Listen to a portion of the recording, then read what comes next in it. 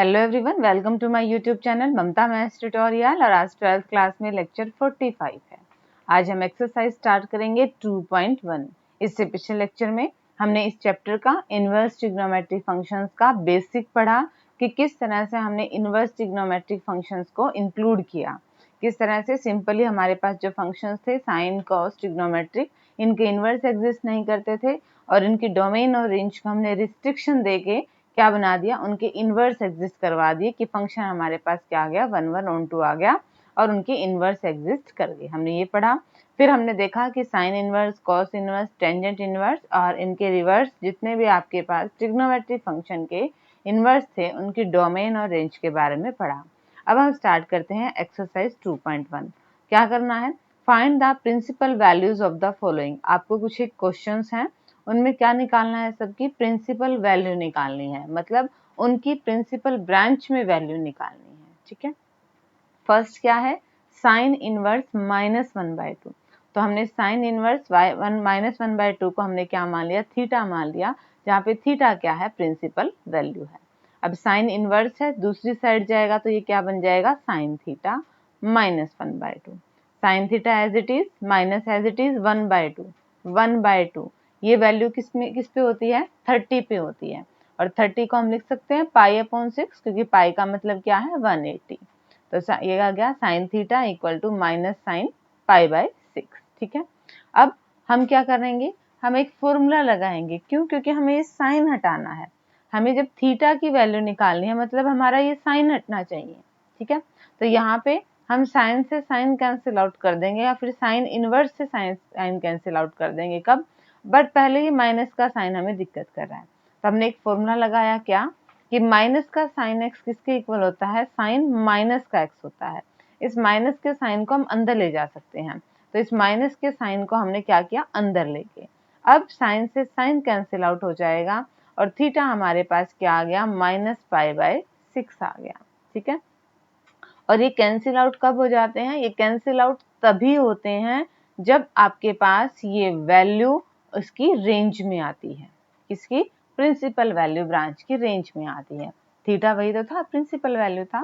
Sine inverse और sign तभी कटेंगे जब आपके पास जो ये थीटा आया है, जो ये वैल्यू आई है, ये साइन इनवर्स की रेंज में आएगी। क्या ये साइन इनवर्स की रेंज में है, यस, ये साइन इनवर्स की रेंज में है, इसीलिए ये टर्म्स कैंसिल आ जाएंगे और थीटा की वैल्यू क्या आ गई, -π/6।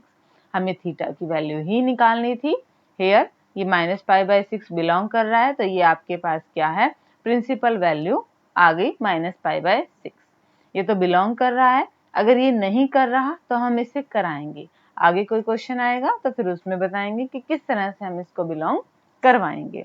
ठीक है, क्वेश्चन नंबर 2 देखते हैं। अब सेकंड क्वेश्चन देखिए, cos inverse √3/2। Same procedure follow करेंगे। लेट cos इनवर्स √3/2 को हमने क्या मान लिया, थीटा, जहाँ पे थीटा क्या है, इसकी प्रिंसिपल वैल्यू है और हमें थीटा की वैल्यू ही निकालनी है। cos इनवर्स है, साइड चेंज होगी तो ये क्या बन जाएगा, cos थीटा √3/2। अब ये वैल्यू कितने पे होती है, ये वैल्यू होती है cos 30 पे, और 30 को हम क्या लिख सकते हैं, π/6। ठीक है, क्या यहाँ पे हमारे पास जो π/6 है, ये cos इनवर्स की, हम इसको क्या लिख सकते हैं, देखिए जरा, दिस इंप्लाइज, cos है, साइड चेंज करेंगे, cos inverse cos theta equal to π/6। ठीक है, अब ये टर्म्स आपस में कैंसिल आउट हो जाएंगी। कब, जब ये वैल्यू cos इनवर्स की रेंज में आती है। अब हमें पता है cos इनवर्स की रेंज क्या है, 0 से लेकर पाई तक है, और ये बिलोंग कर रहे हैं, तो ये टर्म्स क्या हो जाएंगे, आपकी कैंसिल आउट हो जाएंगे और ये थीटा की वैल्यू आ गई। ये टर्म कैंसिल क्यों हो गई, क्यों, क्योंकि ये वैल्यू जो है आपके पास कहाँ है, 0 से पाई में बिलोंग कर रही है। ठीक है, hence principal value of cos inverse √3/2 is π/6। Question number 3 discuss करते हैं। अब थर्ड क्वेश्चन देखिए, cosecant inverse 2। Let cosecant inverse 2 equal to theta, जहाँ पे थीटा क्या है, प्रिंसिपल वैल्यू है। cosecant इनवर्स है, साइड चेंज होगी, cosecant थीटा 2 बना। अब cosecant की ये वैल्यू कितने पे होती है, ठीक है, ये वैल्यू वैसे तो क्या होती है, sin 30 की वैल्यू क्या होती है, 1/2। ठीक है, तो cosecant 30 की वैल्यू क्या आ जाएगी, 2, पलट जाती है, 2 आ जाएगी 30 पे। 30 को हम क्या लिखेंगे, π/6। ठीक है, यहाँ से आपके पास कोसिकेंट से कोसिकेंट कैंसिल आउट हो जाएगा और थीटा की वैल्यू π/6 आ जाएगी। क्यों? क्योंकि रेंज हमारे पास, क्योंकि π/6 किस में बिलोंग कर रहा है, कोसिकेंट की रेंज में बिलोंग कर रहा है। ठीक है, इसीलिए ये टर्म्स कैंसिल आउट हो जाएंगे और हमें थीटा की वैल्यू मिल जाएगी। हमें थीटा की वैल्यू ही निकालनी थी। ठीक है, क्वेश्चन नंबर 4 देखते हैं। अब 4th क्वेश्चन की बात करें तो टेंजेंट इनवर्स माइनस में √3। लेट टेंजेंट इनवर्स माइनस √3 को हमने क्या मान लिया, थीटा मान लिया। थीटा ही प्रिंसिपल वैल्यू है, हमें थीटा की वैल्यू ही निकालनी है। अब इसको सिंप्लीफाई करें, टेंजेंट इनवर्स था तो यहाँ के क्या बन जाएगा, tangent theta equal to minus में √3। ध्यान रहे टेंजेंट इनवर्स की रेंज क्या होती है, ओपन ब्रैकेट -π/2 से π/2। ठीक है, अब इसको सॉल्व करते हैं। माइनस का साइन माइनस का, √3 वैल्यू कितने पे होती है, 60 पे होती है, टेंजेंट 60 पे, और 60 को क्या लिखेंगे, π/3। अब अगेन हम वहीं पे फॉर्मूला लगाएंगे, क्या, tangent -x equal to minus tangent x। जो माइनस टेंजेंट x है वो किस में कन्वर्ट हो जाएगा, टेंजेंट -x में। अब ये टर्म ठीक है, जहाँ पे टेंजेंट से टेंजेंट कैंसिल आउट कब हो जाएंगे, अगर ये टेंजेंट इनवर्स की रेंज में है। तो टेंजेंट इनवर्स की रेंज क्या है, -π/2 से π/2 है, तो ठीक है ये उसमें बिलोंग कर रहा है, तो ये कैंसिल आउट हो गया। हमारे पास किसकी वैल्यू आ गई, थीटा की। हमें थीटा की वैल्यू ही निकालनी थी। ठीक है, इसके लिए आपको हर एक फंक्शन के डोमेन और रेंज, ट्रिग्नोमेट्रिक फंक्शन जो है, हर एक इनवर्स ट्रिग्नोमेट्रिक फंक्शन जो है उनकी आपकी डोमेन और रेंज आपको पता होनी चाहिए। क्वेश्चन नंबर 5 देखते हैं। अब क्वेश्चन नंबर 5 देखिए, कॉस इनवर्स -1/2। लेट इसको थीटा मान लिया। कॉसिकेंट इनवर्स, कॉस इनवर्स की साइड चेंज हुई, बन गया cos थीटा इक्वल टू -1/2। अब इसकी रेंज क्या होती है, ध्यान रखिएगा, 0 से पाई होती है। ठीक है, माइनस का sign as it is, 1/2 cos 1/2, ये वैल्यू कितने पे होती है, 60 पे होती है, और 60 को हम क्या लिख सकते हैं, π/3। अब देखिए, अब cos में ऐसा नहीं होता कि आप माइनस का साइन अंदर ले जाओ, वो फॉर्मूला cos में नहीं लगता होता, तो हमें इसको ठीक करना पड़ेगा। देखिए कैसे करेंगे। अब हमें पता है cos इनवर्स की रेंज क्या है, 0 से लेकर पाई है, यानी कि या तो इस क्वाड्रेंट में आएगा या इस क्वाड्रेंट में आएगा। ठीक है, बट cos हमारे पास क्या है, नेगेटिव है, माइनस का cos नेगेटिव किस क्वाड्रेंट में होगा, इसमें तो सारे पॉजिटिव होते हैं, इस क्वाड्रेंट में आएगा, क्योंकि इसमें सिर्फ साइन वाला टर्म पॉजिटिव होती है। ठीक है, इस क्वाड्रेंट में आएगा, और इस क्वाड्रेंट के आने के लिए हम क्या करते हैं, हम करते हैं पाई माइनस थीटा। ठीक है ना, यहाँ तक तो पाई है, यहाँ पे आने के लिए हम क्या करते हैं, पाई माइनस थीटा। तो वही हमने यहाँ पे किया, पाई माइनस थीटा की जगह क्या है, π/3 है। थर्ड क्वाड्रेंट में अगर हम आना होता है तो हम करते हैं pi plus theta. Second quadrant में जाना है, पाई से कम हो रहा है तो हम पाई में से घटा देते हैं। ठीक है, ये आ गया आपके पास। अब इसको सिंप्लीफाई किया, पाई में से π/3 गएंगे, क्या बन जाएगा, 2π/3। अब 2π/3 हमारा किस में है, 0 से पाई के बीच में है, इसीलिए टर्म कैंसिल आउट हो जाएंगे, हमें थीटा की वैल्यू मिल जाएगी। ये स्टेप बहुत इंपॉर्टेंट था, यहाँ से यहाँ वाला। ठीक है, हम माइनस cos x को cos -x नहीं लिख सकते हैं। ठीक है, इसीलिए हमने क्या किया, देखिए ध्यान से, cos इनवर्स की रेंज को देखा 0 से लेकर पाई तक, यानी कि या तो फर्स्ट क्वाड्रेंट में या सेकंड क्वाड्रेंट में थीटा की वैल्यू आएगी, बट cos नेगेटिव है। अब cos नेगेटिव कौन से क्वाड्रेंट में होता है, सेकंड में, यानी कि हमें थीटा को सेकंड में लेके आना है, और सेकंड में लेके कैसे आएंगे, पाई माइनस थीटा करेंगे। पाई माइनस थीटा क्या, यहाँ पे थीटा की वैल्यू क्या थी, π/3। इसको सिंप्लीफाई कर दिया। अब cos से cos कैंसिल आउट हो जाएंगे, क्योंकि जो 2π/3 है ये आपके पास cos इनवर्स की रेंज में है। ठीक है, क्वेश्चन नंबर 6 देखिए। क्वेश्चन नंबर 6 देखिए, टेंजेंट इनवर्स -1। अगेन हम इसको क्या मान लें, थीटा मान लें, जहाँ पे थीटा क्या है, प्रिंसिपल वैल्यू है। ठीक है, टेंजेंट इनवर्स है, इस साइड जाएगा तो क्या बनेगा, वो टेंजेंट थीटा इक्वल टू -1। अब देखिए, हमें रेंज देख लें, टेंजेंट इनवर्स की क्या होती है, ओपन ब्रैकेट -π/2 से π/2 होती है। माइनस का sign as it is, 1 value कब होती है, टेंजेंट 45 पे, और 45 को क्या लिख सकते हैं, π/4। हम यहाँ पे लिख सकते हैं माइनस टेंजेंट एक्स को टेंजेंट माइनस एक्स। ये टर्म्स कैंसिल आउट हो गई, वैल्यू आ जाएगी। अगर ये वैल्यू टेंजेंट इनवर्स की रेंज में है, यस ये वैल्यू टेंजेंट इनवर्स की रेंज में है, तो यहाँ से हमें क्या मिल गई है, थीटा की वैल्यू मिल गई है और यही हमें निकालनी है। अब देखते हैं क्वेश्चन नंबर 7। क्वेश्चन नंबर 7 देखिए, सीकेंट इनवर्स 2/√3। अगेन हम इसको थीटा माने, सीकेंट यहाँ जाएगा, सीकेंट थीटा इक्वल टू 2/√3। जरा सीकेंट इनवर्स की रेंज देख लें क्या है, 0 से लेकर पाई, बट पाई/2 नहीं होनी चाहिए। ठीक है, देखते हैं अब ये वैल्यू कब होती है। हमें पता है सीकेंट किसका उल्टा है, कॉस का उल्टा है। ठीक है, इसकी अपोजिट वैल्यू √3/2 cos 30 की होती है, तो ये पलटी हुई है, तो ये आपके पास किसकी वैल्यू आ गई है, सीकेंट 30 की। 30 को क्या लिख सकते हैं, पाई/6। सीकेंट से सीकेंट कैंसिल आउट हो जाएगा, या फिर सीकेंट इनवर्स सीकेंट एक्स के इक्वल आ जाएगा कब, अगर आपकी ये वैल्यू सीकेंट इनवर्स की रेंज में है। ठीक है, 0 से पाई में से पाई/2 टर्म नहीं आनी चाहिए, ये तो पाई/6 है, तो ये यहाँ पे क्या करेगी, इसमें बिलोंग करेगी, और बिलोंग करेगी तो सीकेंट से सीकेंट कैंसिल आउट और हमारे पास थीटा आ गया, हमें थीटा ही निकालना था। अब क्वेश्चन नंबर 8 देखिए। क्वेश्चन नंबर 8 देखिए, कॉट इनवर्स √3। अगेन वही कॉट इनवर्स √3 को हम थीटा मान लेंगे, जहाँ पे थीटा क्या है, प्रिंसिपल वैल्यू है। कॉट इनवर्स यहाँ जाएगा तो क्या बनेगा, ये कॉट थीटा बनेगा। इसकी रेंज देखें तो रेंज है इसकी ओपन ब्रैकेट 0 से लेकर पाई तक। √3 ये वैल्यू कॉट में कब होती है, 30 पे होती है। 30 को क्या लिखेंगे, पाई/6।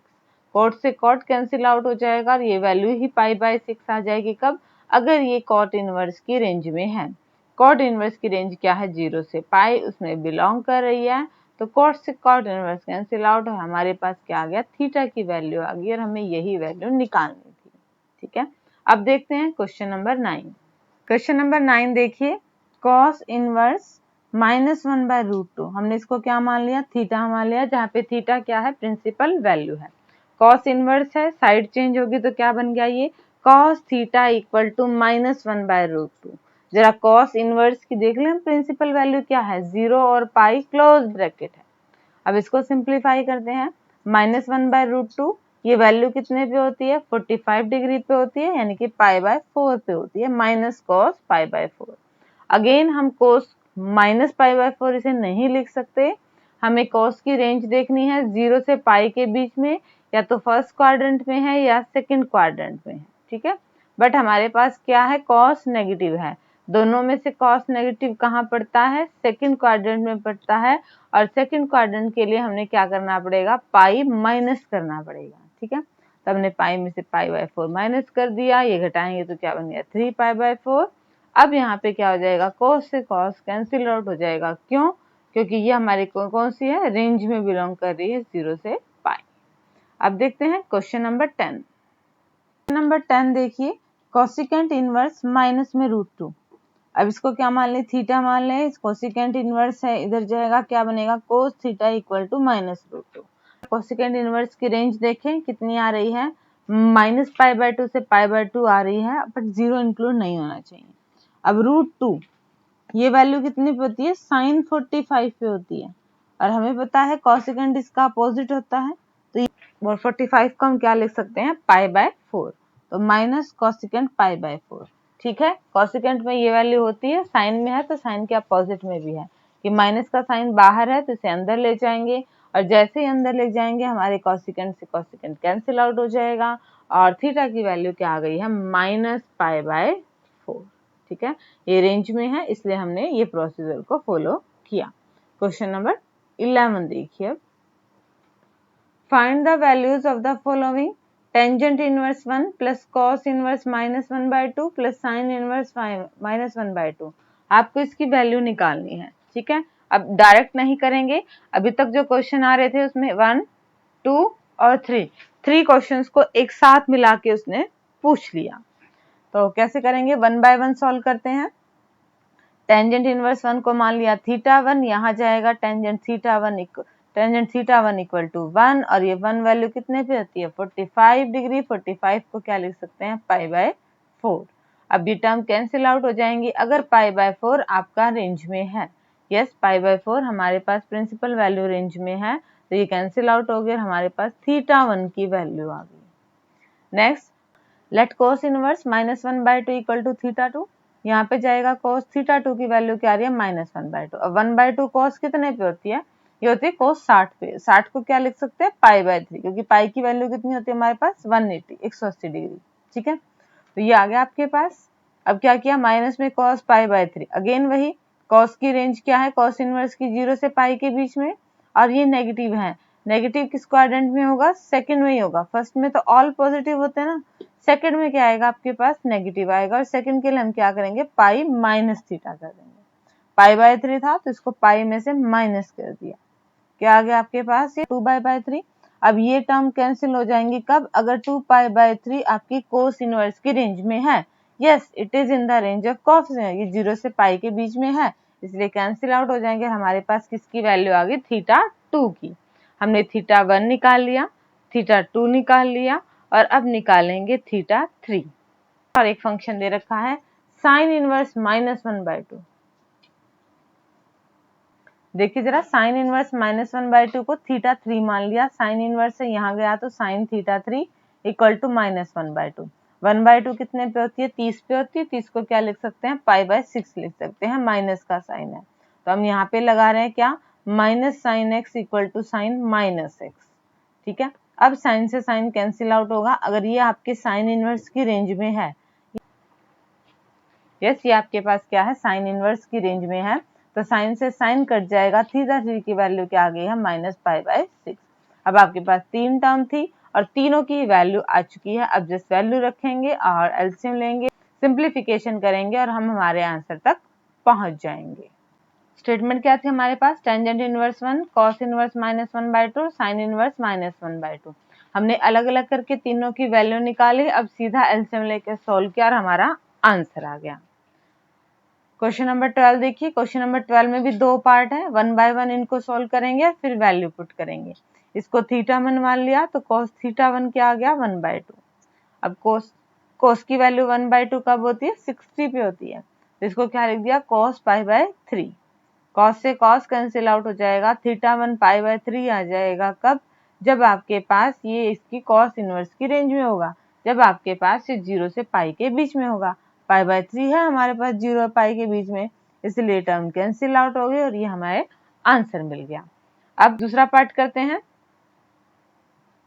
साइन इनवर्स 1/2, इसको हमने क्या मान लिया, θ2।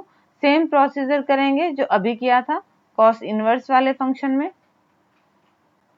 साइन इनवर्स 1/2 इक्वल टू θ2, यहाँ आएगा तो साइन थीटा 1/2। अब हमें पता है साइन की वैल्यू 1/2 कितने पे होती है, 30 पे होती है। 30 को क्या लिख सकते हैं, π/6। साइन से साइन कैंसिल आउट हो जाएंगे, अगर π/6 साइन इनवर्स की रेंज में बिलोंग करते हैं। यस, ये रेंज क्या है, -π/2 से π/2 है, तो इसमें बिलोंग करते हैं, तो यहाँ से वैल्यू क्या आ गई है, π/6। अब देखो जरा, cos इनवर्स 1/2 और 2 साइन इनवर्स 1/2, अब इसकी वैल्यू π/3 और इसकी वैल्यू भी π/6 है, कैंसिल आउट हो जाएंगे, π/3 से π/3, 2π/3 क्या आ गया हमारे पास, इसका आंसर आ गया। एक ही क्वेश्चन में ये 2 क्वेश्चन दे रखे थे, सिंपल सिंपल। अब नेक्स्ट क्वेश्चन डिस्कस करते हैं। नंबर 13 देखिए, अगर sine inverse x equal to y है, देन इन चारों में से क्या होगा y की वैल्यू।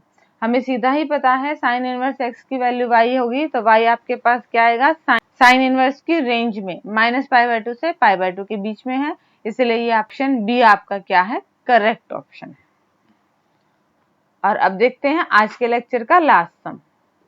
क्वेश्चन नंबर 14 देखिए क्या है, tangent inverse √3 minus secant inverse -2 is equal to, ये पाई के बराबर होगा, ये -π/3 के बराबर होगा, या प्लस के π/3 के बराबर होगा, या फिर ये 2π/3 के बराबर होगा। देखते हैं सॉल्यूशन, देखते हैं। इसको क्या मान लेते हैं, 2 दिख रहे हैं, एक फर्स्ट फंक्शन सेकंड, एक को क्या मान लिया, थीटा मान लिया। यहाँ से टेंजेंट थीटा की वैल्यू क्या आ गई है, √3, और √3 वैल्यू कब होती है, ये होती है हमारे पास √3 60 पे होती है, इसको लिख सकते हैं ना π/3। अब टेंजेंट से टेंजेंट कैंसिल आउट, और थीटा की वैल्यू क्या आ गई है हमारे पास, π/3। कैंसिल आउट क्यों हो गई, क्योंकि थीटा क्या करता है, हमारी रेंज में बिलोंग कर रहा है। देखो जरा, सीकेंट इनवर्स -2 इक्वल टू 5 मान लिया, उसमें थीटा मान रखते, यहाँ पे 5 मान लिया, सेकेंड इनवर्स था, साइड चेंज होगी तो सेकेंड -2 बन जाएगा। ये वैल्यू कितने पे होती है? 60 पे होती है, तो हम इसको लिख सकते हैं π/3। ठीक है, अब देखो जरा सेकेंड की रेंज, ठीक है, कहाँ से होती है? 0 से लेकर पाई के बीच में होती है, बट सेकेंड आपके पास नेगेटिव है, यानी कि आपके पास सेकेंड क्वाड्रेंट में आएगा, और सेकेंड क्वाड्रेंट में पॉजिटिव बनाने के लिए आप क्या कर दोगे? पाई माइनस कर दोगे उसको। ठीक है, सिंप्लीफाई कीजिए, जो टर्म्स कट रही हैं, यानी कि सेकेंड से सेकेंड कट जाएगा, क्योंकि 2π/3 हमारे पे किस में आ रहा है? रेंज में आ रहा है। तो हमारे क्वेश्चन के दो पार्ट थे, टेंजेंट इनवर्स √3 और सेकेंड इनवर्स -2। टेंजेंट इनवर्स √3 की वैल्यू हमने निकाली है π/3 और सेकेंड इनवर्स -2 की वैल्यू हमने निकाली है -2π/3। माइनस तो था, 2π/3 निकाली है।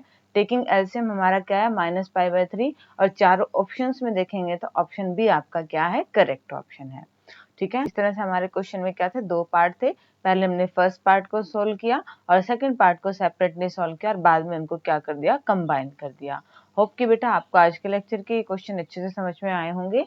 डिस्क्रिप्शन में इनके हैंड रिटन नोट्स हैं, वो ले लीजिएगा और अपनी नोटबुक मेंटेन कीजिए।